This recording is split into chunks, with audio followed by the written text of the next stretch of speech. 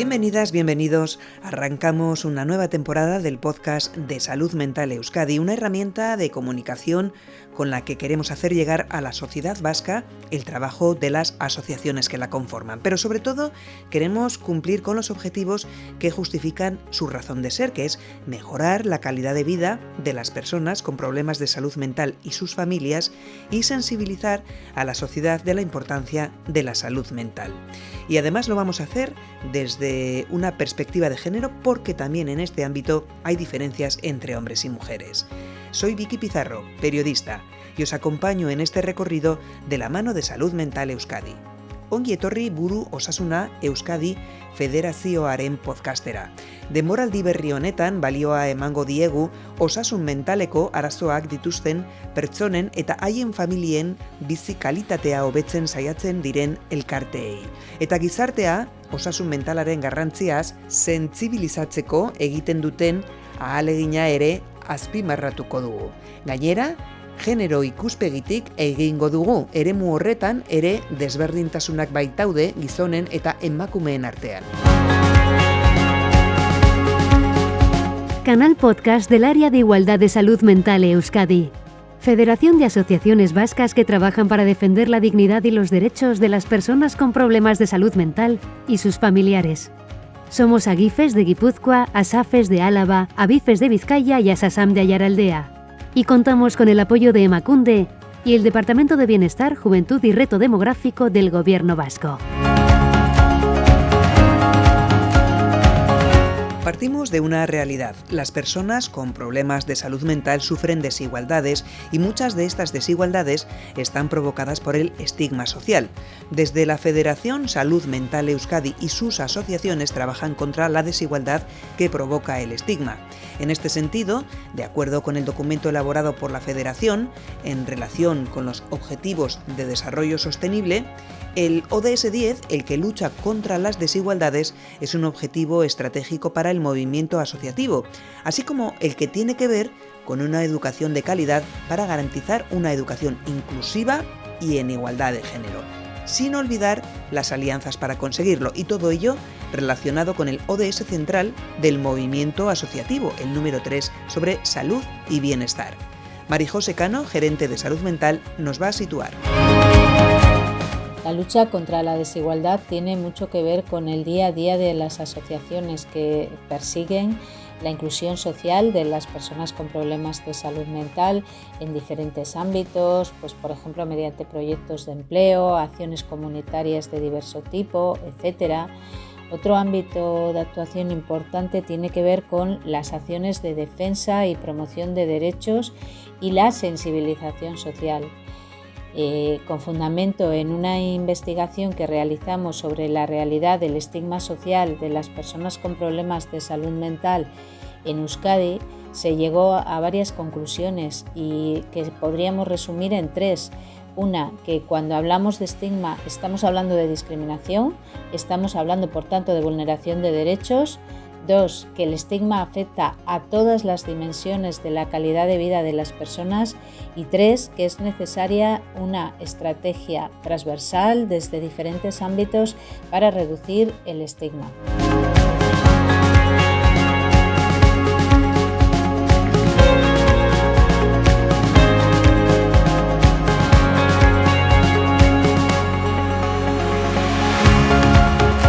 Hoy juntamos a dos personas para que nos cuenten su experiencia. Nos acompañan Juncal Jiménez y Mikel Sarmiento. Bienvenidos, chicos, ¿qué tal? Buenas.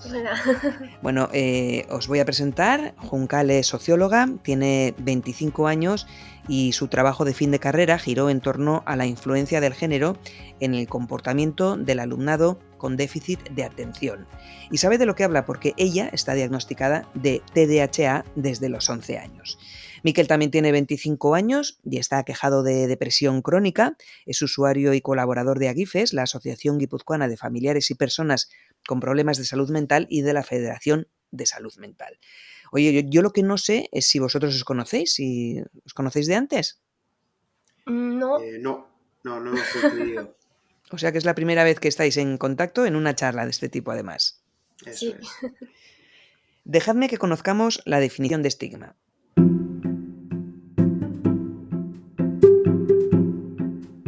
Estigma es un atributo que descalifica a la persona que lo soporta, que se ve rebajada en su condición social. Es la etiqueta negativa que se pone sobre la persona y resulta muy difícil desprenderse de ella. Llega a ocultar a la persona porque se la identifica plenamente con el atributo por el que se le etiqueta. Resulta, por tanto, muy difícil para la persona ser aceptada como tal persona, con su dignidad y derechos como todas las demás personas.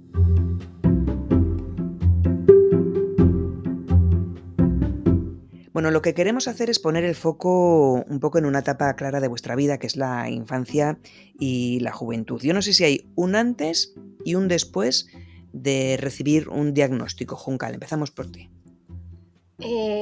Yo creo que, bueno, desde mi experiencia diría que sí, porque igual al principio no sabes qué te pasa y te sientes un poco, yo me sentí un poco como el bicho raro, en el sentido de que decía, joder, no sé qué me pasa, no siento que encaje muy bien porque yo me esfuerzo, pero no veo resultados, no sé qué falla en mí, o sea, al final es como un autoestigma también. Y luego ya, después de saber ponerle un nombre, es como que te relajas un poco más y dices, vale, entonces podemos enfocar esto de X manera, seguir unas pautas o por lo menos ya saber qué tienes. ¿Fue largo el recorrido de médicos hasta saber un poco ese diagnóstico? En mi caso no fue mucho porque mi madre, al tenerlo, le dijeron, esto es heredativo. Y dijo, uy, pues igual hay que mirarlo, porque además coincide un poco con el comportamiento de mi hija. Entonces, yo en mi caso fue fácil, por así decirlo. O sea, tu madre también tiene ese diagnóstico. ¿Sois madre e hija? Efectivamente. ¿Y qué tal? ¿Qué tal? ¿Chocáis mucho? Antes chocábamos más, pero porque al final también con la madurez vas cambiando, no es lo mismo cuando eres más joven y bueno, pues ahora hablamos más, entonces es mejor, pero sí es cierto que hubo una época en la que chocábamos muchísimo. Miquel, ¿cómo es tu caso? ¿Cuándo recibes tú un diagnóstico? Bueno, en mi caso ha sido algo que, bueno, ha venido ya dado desde la infancia, pero es cierto que un poco bueno, pues ha ido evolucionando. En la infancia me dieron un poco su diagnóstico. Es cierto que en clase como que no prestaba atención, a lo mejor estaba con la cabeza en mil cosas y en ninguna al mismo tiempo. Pero al mismo tiempo, pues bueno, a raíz de que fue pasando el tiempo y todo, pues fui viviendo diferentes etapas y en cada etapa me dieron como una definición distinta a la que en conclusión final a día de hoy pues ha llegado como bien has dicho, ¿no? A depresión crónica. Pero bueno, sí que es cierto que esto es algo también multifactorial y que aquí también se juntan pues al final muchas cosas y seguramente muchas que todavía me quedarían como tal por diagnosticar, ¿no? Lo que pasa que es un proceso bastante complejo que requiere mucho gasto de energía y que además muchas veces también según el profesional con el que te toque o la confianza que tengas con él o la manera de abrirte mismo que tengas con él o el momento vital que tú estés pasando, pues claro, también puede influir negativamente a la hora de poder realizar ese diagnóstico, ¿no? Ujú. Decía yo que queríamos hablar de esa etapa importante que es la de colegio, la de cuando los chavales y las chavalas pues, van conformando su personalidad. ¿Cómo os ha marcado a vosotros, Juncal? Yo, mira, un poco relacionado con el anterior podcast, ¿no? Que hablábamos del tema del género, a mí de pequeño me llamaban marimacho, porque no paraba. Y claro, mi comportamiento no era pues lo típico de una niña. Entonces, claro, estaba un poco también ligado a esa hiperactividad. Aparte de que los niños de por sí se mueven mucho, yo tenía una sobreexcitación continua, entonces como que ya iba entrando en un rol. Entonces era cuando pasaba algo y era como, ¿qué ha pasado? Juncal, y era como, ¿por qué?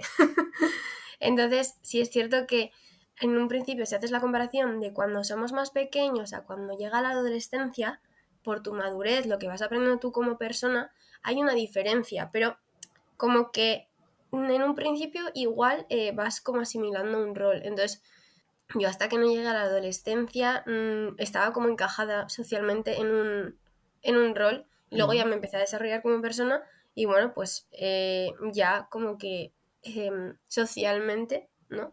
no estaba vista de una forma y yo como persona pues me iba descubriendo también más, que no era solo tal. Yo me acuerdo, en el colegio igual no tanto, bueno, sí se metían conmigo, pero porque, bueno, pues diferentes cosas también había de por medio, pero me acuerdo una anécdota en el instituto, no era tan pequeña, que a los 15, creo que fue a los 14, 15, una vez me escribieron una nota porque pedí más tiempo en un examen y me escribieron una notita a mis compañeros metiéndose conmigo. Porque, ¿qué pasa? Tenía un trato especial según ellos cuando estaba clínicamente justificado. Entonces, como que ahí también me volví a sentir mal. Cosa que igual había dejado ya cuando era pequeña. Se habían vuelto a revivir.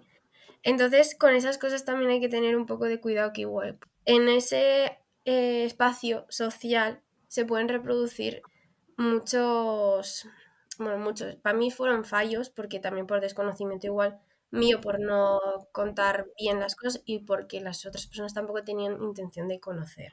Ujú. Entonces, en esta etapa me parece muy importante controlar eso. Hay una palabra que va a salir varias veces en esta conversación y es la palabra estigma y también autoestigma. Luego entraremos en ello, pero Miquel, queremos conocer también qué tal lo pasaste tú en el cole.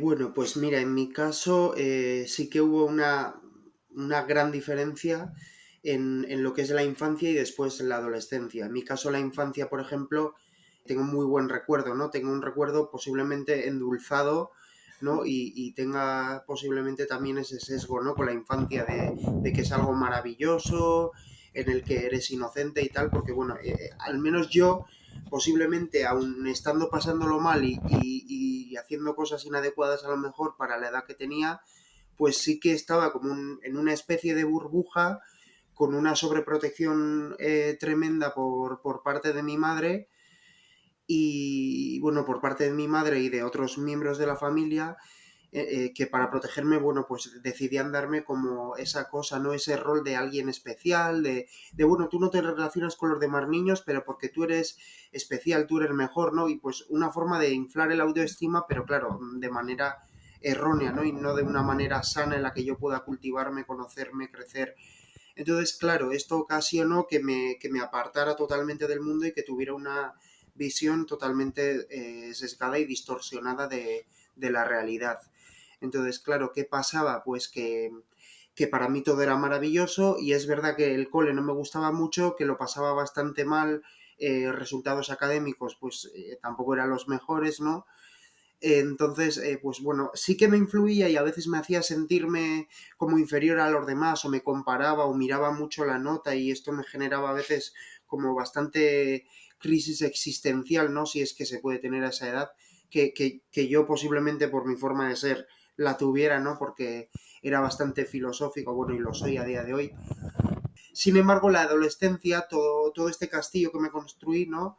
De alguna manera se fue a pique, se derrumbó y me di de bruces con la realidad, ¿no? Empecé a tomar conciencia de mi forma de ser, se empezó a formar mi identidad, pero se empezó a formar mi identidad además de una manera muy disruptiva, muy poco adecuada. Entonces decías que los problemas, no sé si hubo problemas cuando llegas a la adolescencia. ¿Cómo es tu relación con tus compañeros y compañeras? Bueno, en la adolescencia básicamente, pues evidentemente no tengo amigos, ni siquiera uno con el que coincida y que sea parecido a mí, o sea, no encontré, digamos, un similar a mí, ¿no? Un referente, como quien dice, ¿no? Porque a veces necesitamos una referencia, o aunque tengamos nuestra propia identidad, un modelo a seguir o alguien con quien nos compenetremos, ¿no? Aunque sea un mínimo, ¿no? Y bueno, yo en mi caso pues la pasé en total soledad, por tanto eso sumado a que tampoco tenía mucha relación con mi familia, a que me encerré en mí mismo, ¿no? En mi burbuja, pero esta vez de una forma silenciosa y autodestructiva sin darme cuenta, pues poco a poco fui como quien dice cavando mi propia tumba, ¿no? Hasta llegar pues, bueno, a unos límites estrafalarios, horribles y como yo digo, yo bajé al infierno, lo vi y conocí al diablo, ¿no? Que es una metáfora que me gusta usar muchísimo porque creo que define muy bien realmente la sensación interna, el camino interno por el que tuve que transitar y por el que encima, aunque posiblemente tuviera apoyos y seguramente mucha gente me quisiera ayudar, por desgracia no estaba la cuerda para que alguien pudiera venir a rescatarme en ese agujero negro que me había zambullido, ¿no? Entonces, si tuviera que describirlo en 2 palabras, básicamente serían soledad e infierno. O sea, para mí son palabras clave y que definen, en definitiva, toda mi adolescencia y todo mi proceso en la adolescencia, tanto académicamente como en torno a relaciones. En el caso de vuestros compañeros y compañeras, Miquel, ¿ellos sabían lo que a ti te podía pasar? ¿Sufriste algún tipo de acoso? Bueno, sí sufrí un tipo de acoso, no tanto físico. Bueno, hubo un año que sí que con un par de personas fui a lo mejor más físico, pero sí lo que vienen siendo vaciles, ¿no? Determinados comentarios metiéndose, pues, ya sea con tu físico, con tu forma de ser, con tu forma de pensar, de hablar, de caminar, de lo que sea, de tus ideas, cualquier cosa que expresaras en clase, y esto, claro, pues hizo en mí que tuviera como un mutismo selectivo y según en el contexto en el que me tenía que adecuar, pues a lo mejor me callaba más o decidía omitir determinados comentarios. Pero en cuanto a si sabían o no, pues evidentemente no, también porque en aquel entonces a lo mejor no se sabía tanto de estas cosas, a fin de cuentas ni siquiera yo sabía y bueno, claro, mucho menos ellos y los profesores, entonces simplemente se me catalogaba como el raro, el marciano, el que está fuera de lugar y al que vamos a ir a machacar, ¿no? Entonces es un poco el movimiento que siempre realiza la masa, ¿no? Ir a por el más débil. En este caso el más débil era yo, era el diferente, tampoco tenía a nadie que me salvaguardara, por tanto era demasiado fácil ir a por mí y evidentemente es lo que hicieron, pero tampoco quiero colocarme en... O sea, y esto sí que quiero que quede claro, en un rol de víctima, ¿no? Porque a veces creo que es muy fácil caer en ese rol de, joder, me acosaron, yo era débil y tal. Y bueno, y yo creo que a día de hoy, y además lo digo con orgullo, creo que no soy débil al estar hoy aquí hablando de esto, es porque he sobrevivido, es porque he seguido, es porque tengo herramientas. Simplemente en aquel momento, pues por desgracia, todavía estaba en una etapa en la que estaba muy poco desarrollado, con muy pocas herramientas y conocimiento, y pues bueno, tuve que transitar de una forma que a lo mejor no es la más agradable, pero que sí me sirvió como aprendizaje dentro de lo malo. Ujú. La madurez mental, intelectual, te ayuda a llevar mejor tu situación, me refiero una vez que dejas, no sé si el instituto o cuál ha sido tu trayectoria formativa, entras ya, pues no sé, con los 20, los 22, ¿cambia la cosa con tus compañeros, con tus iguales? Bueno, no, y a día de hoy del todo tampoco, salvo en determinados ámbitos que a lo mejor me puedo sentir más cómodo o el contexto es más parecido al mío, pues como puede ser este mismo, ¿no? El de la salud mental, el que considero que es un espacio seguro y en donde no tenemos de alguna manera prejuicios, o si los tenemos por lo menos los intentamos trabajar, o hay otro tipo de conciencia acerca de esto. Pero, ¿cuál era la pregunta? Perdón, que es que ya a veces me voy por las No, te, ramas. te mencionaba otra etapa una vez que dejas la adolescencia y entras ya pues en los 18, los 20, los 22, que no sé si cambia la relación, si tienes más herramientas para poder relacionarte con tus iguales.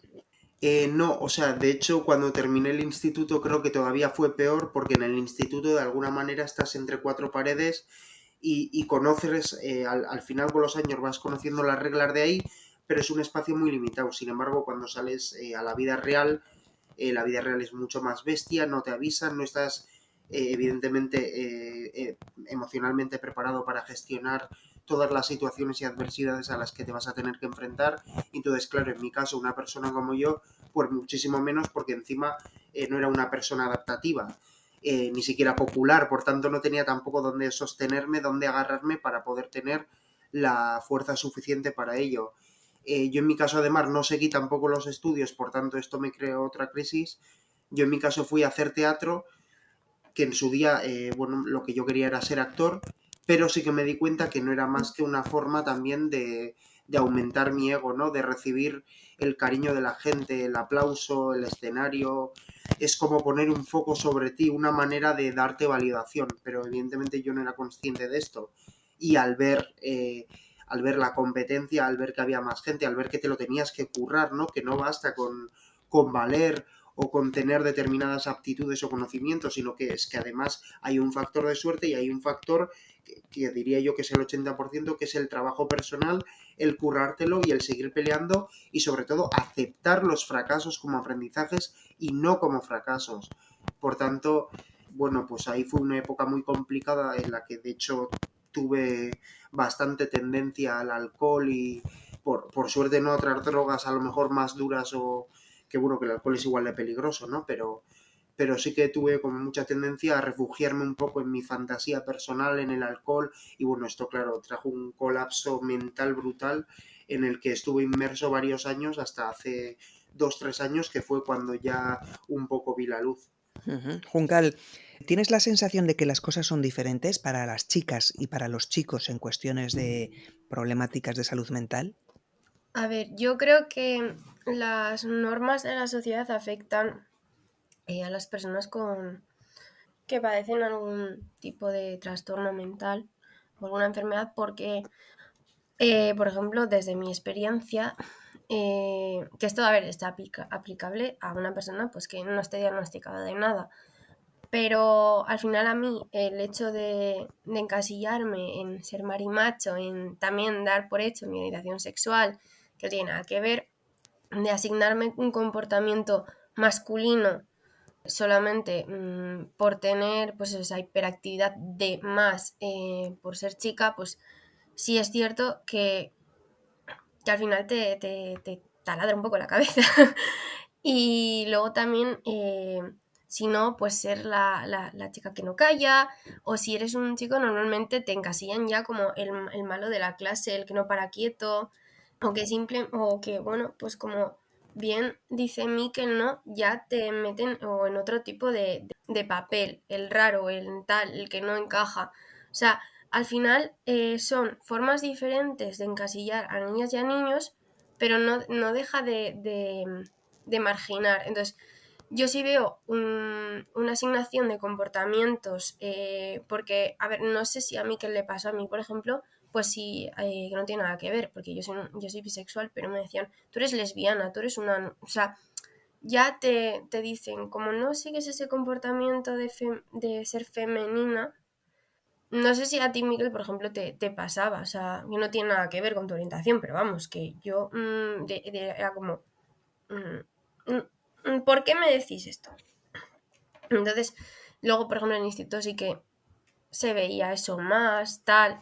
Claro, yo muchas veces, igual mi forma de vestir era igual pantalones anchos, no me gustaban tanto los pitillos, ¿no? Que cuando estábamos en el instituto, a mí, por ejemplo, pues me gustaban más los pantalones anchos y había días que me vestía de determinada forma porque no me... Era como, ojo, me van a llamar esto, que no tiene nada que ver, que ya ves tú, pero que era ya como... Miquel, ¿tú cómo lo ves? No, bueno, en lo que has dicho antes, Juncal, lo decía, que no sabía si a mí me había pasado respecto a la orientación y todo esto de cómo te marcaban. Bueno, a ver, en mi caso a mí me gustan los chicos solo, pero a mí me pasó justo de manera totalmente opuesta.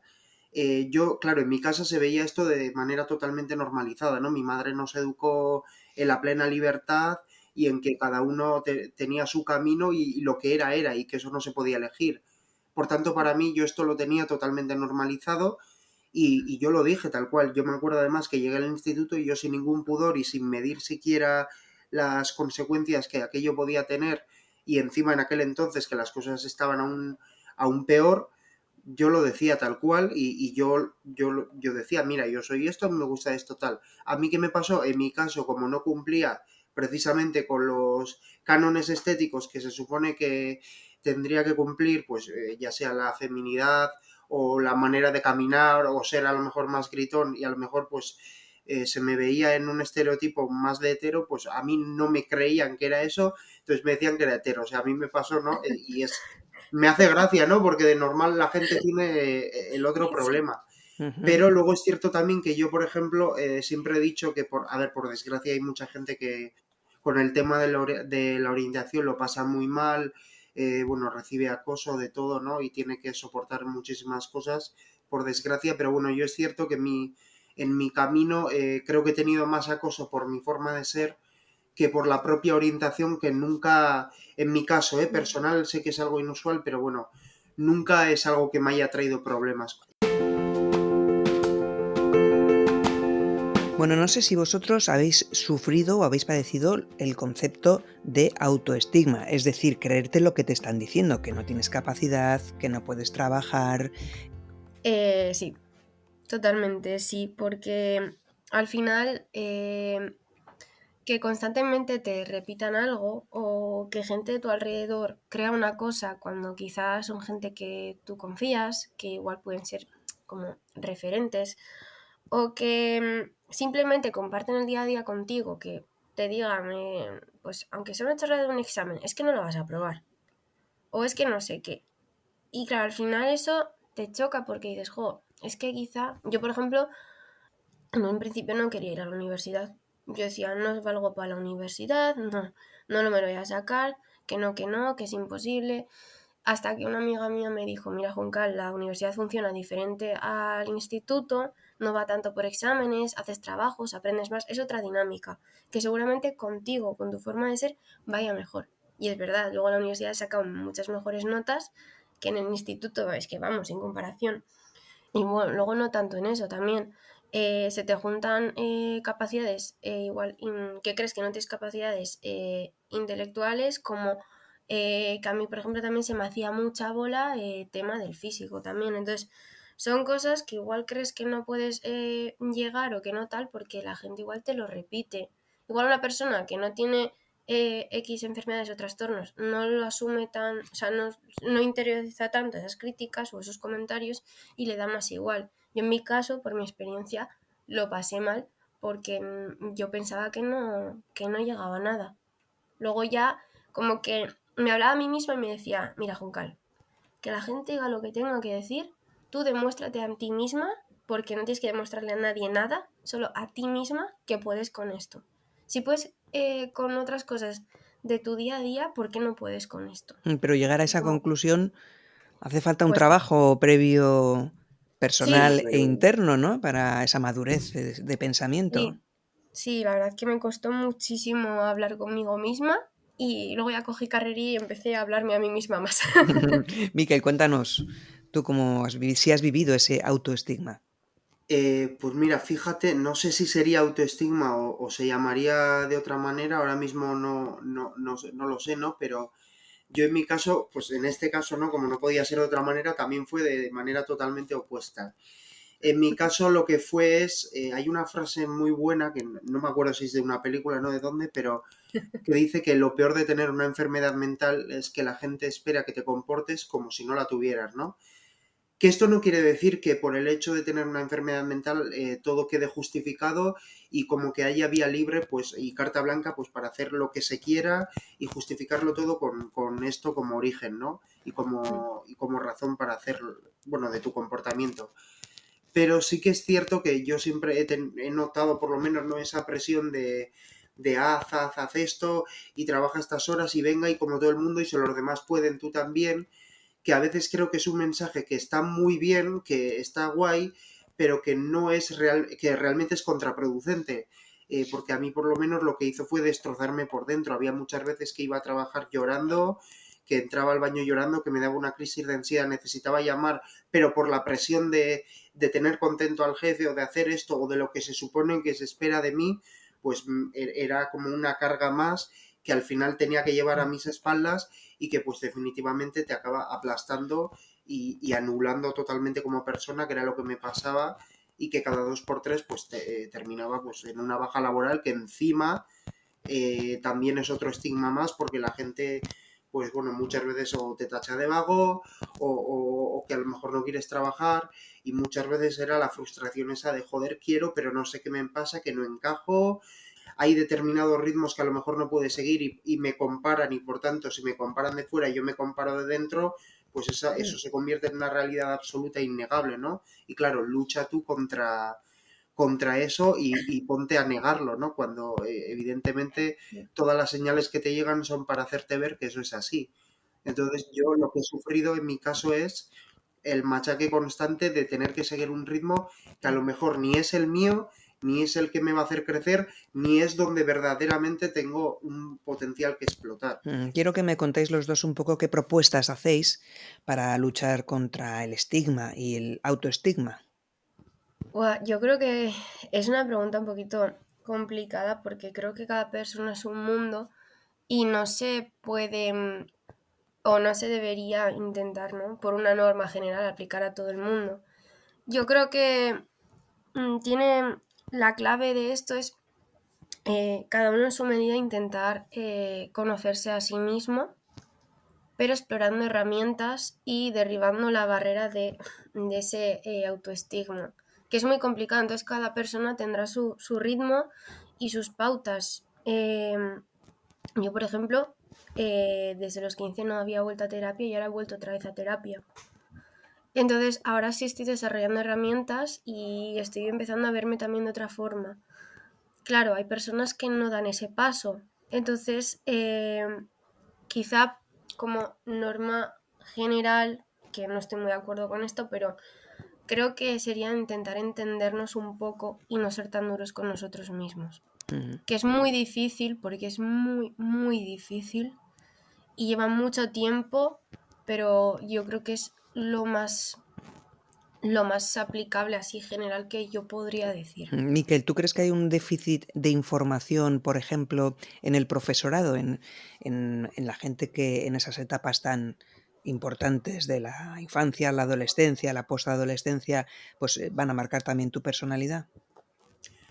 A ver, yo creo que aquí, sobre todo, y quiero dejar claro, teniendo en cuenta mi experiencia y mi camino personal, es decir, no quiero ni generalizar, pero sí que es cierto que por lo que yo veo, para mí aquí se juntan tres cosas, ¿no? Una es la falta de información, como bien dices, ¿no? El no tener herramientas o protocolos adecuados, o a lo mejor exceso de protocolos, pero que en el fondo no están funcionando y tampoco se está haciendo nada para cambiarlo o adaptarlo al tipo de persona, y se cogen como determinados grupos concretos sin profundizar más allá en cada uno, porque como bien dice Juncal, cada persona es un mundo y funcionamos de manera totalmente distinta. Por otro lado, profesores muchas veces incompetentes, ¿no? Que yo, por ejemplo, me los he cruzado mucho, ¿no? Profesores que a lo mejor quieren que tú te adaptes a ellos y no ellos a ti, y creo que esto es un error garrafal de manual, porque al final el profesor es el que se tiene que adaptar, el alumno tiene que hacer el esfuerzo, el alumno tiene que esforzarse por aprobar, pero es el profesor el que cobra, el que su trabajo es que la otra persona aprenda a transmitir esos conocimientos, ¿no? Esas dos cosas. Y por otro lado, el exceso de sobreinformación, ¿no? Vivimos en la era de las fake news, de las redes sociales, y estamos bombardeados constantemente con estímulos de información y ya no distinguimos y no sabemos discernir muchas veces lo que es verdad y lo que no. Entonces esto también puede generar a veces falsos mitos o bulos que por supuesto no nos favorecen para nada. ¿Tenéis la sensación de que quizá ahora se habla más de problemas de salud mental, como decían aquellos, ahora ya está en la agenda política, o no?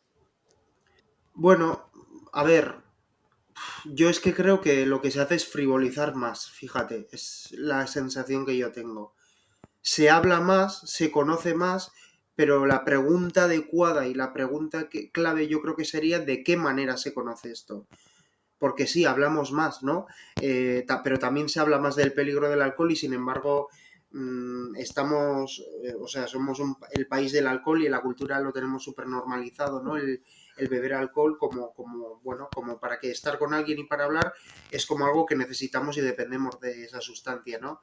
Pues esto es lo mismo, es decir, se habla más, se conoce más, se tiene más información y muchas veces además información buena, ¿no? Y me consta porque yo mismo la he encontrado gracias a la que he podido hacer muchas cosas y conocer muchos tipos de asociaciones.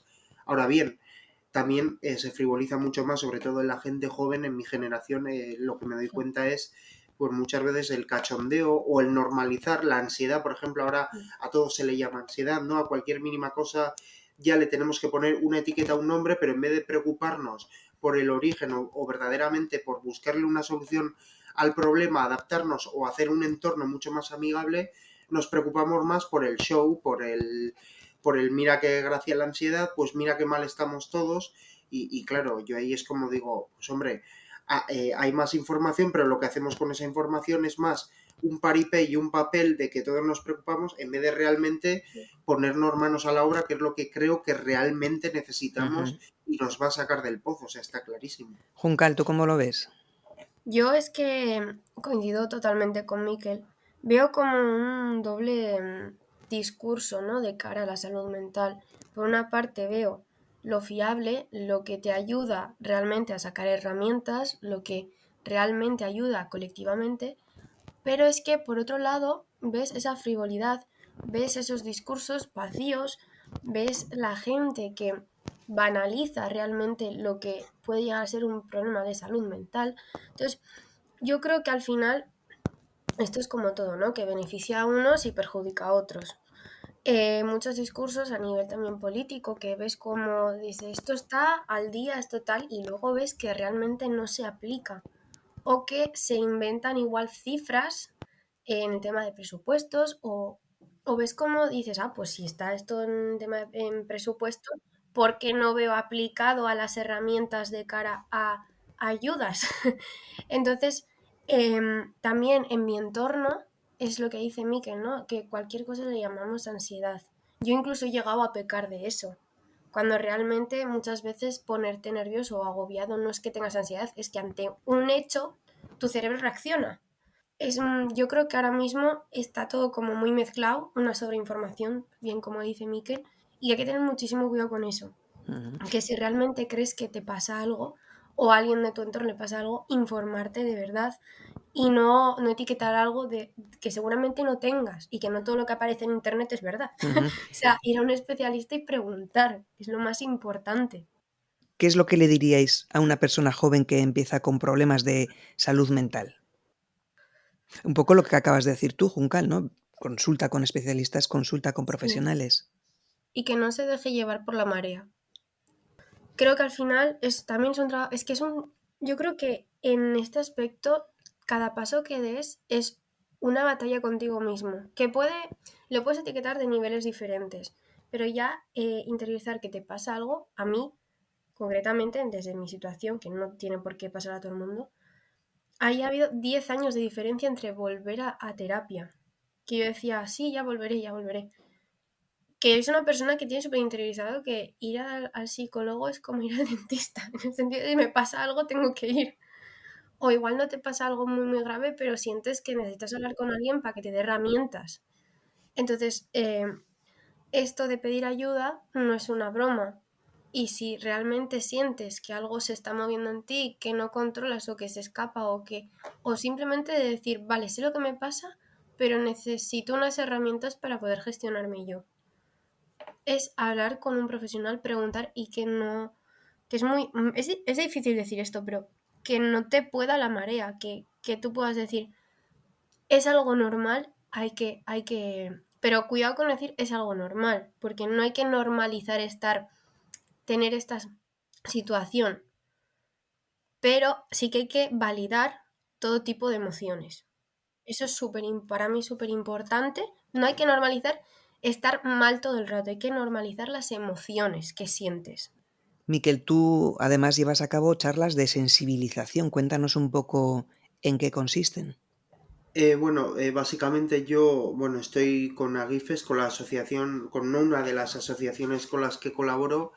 Lo que hago es ir a colegios a donde hay chavales y básicamente es un ejercicio de prevención, ¿no? Al final yo les cuento mi experiencia, mi camino, mi recorrido y un poco las cosas que me sirvieron como punto de inflexión, como herramientas, porque al final lo que pasa es que, claro, cada caso es un mundo y a lo mejor las cosas que a mí me sirvieron no les sirven. Entonces, una cosa que siempre pongo en foco es el incitar a la curiosidad, que creo que es algo que no se hace y que a lo mejor antes estaba de manera innata en nosotros, pero que ahora con la era de las redes sociales y el tenerlo todo, ¿no? El scroll, el tenerlo todo a mano al momento y todo y no tener nosotros que desarrollar y pensar y buscar, pues se ha perdido. Entonces yo les cuento eso por si a alguien le puede inspirar, aunque sea una sola persona, que eso ya, lo considero un éxito.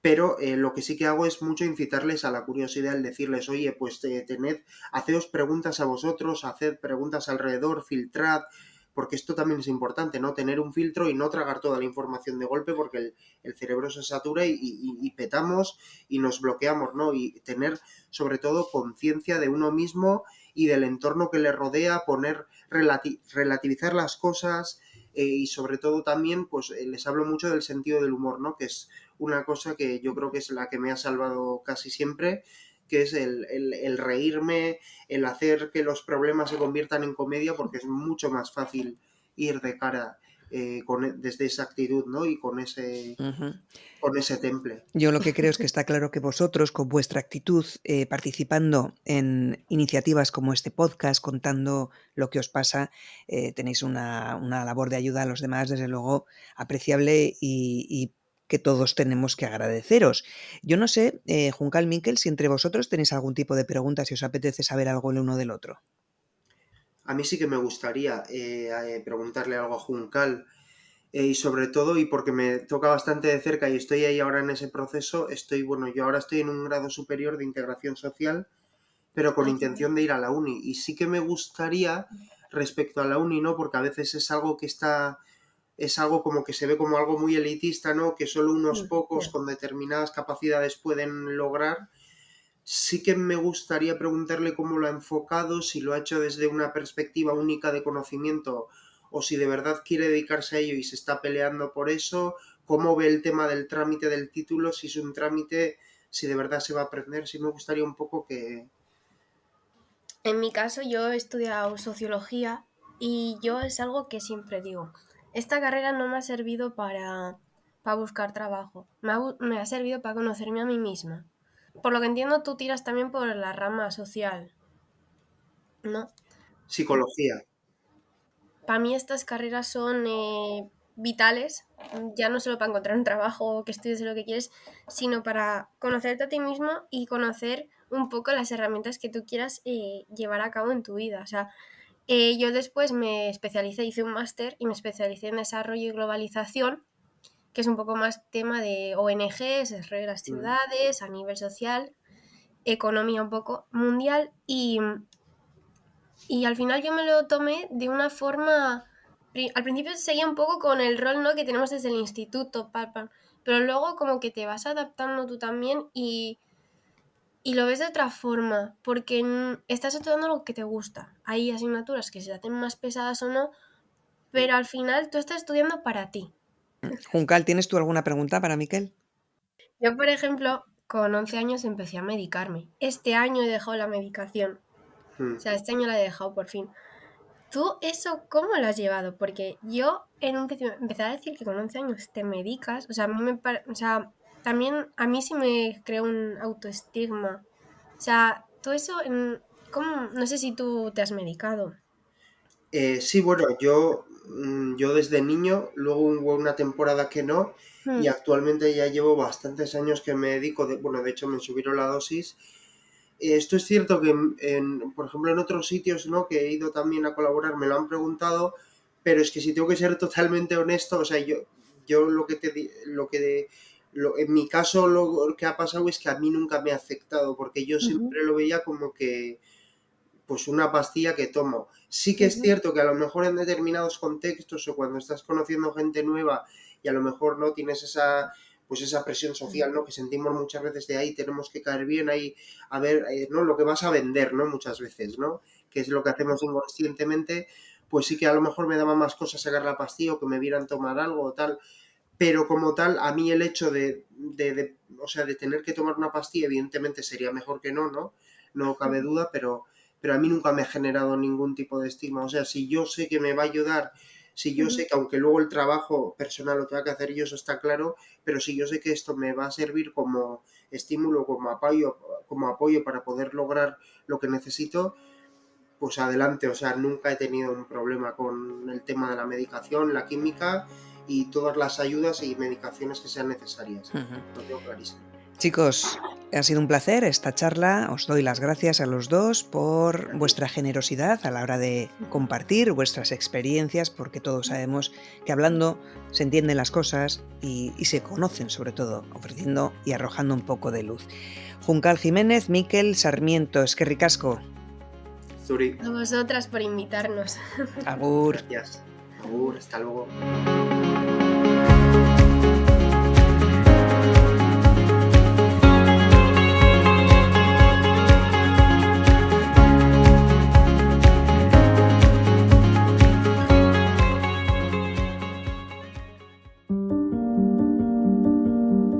En 2015 todos los líderes mundiales estuvieron de acuerdo en lanzar un llamamiento universal a la acción para poner fin a la pobreza, proteger el planeta y mejorar las vidas y las perspectivas de las personas en todo el mundo.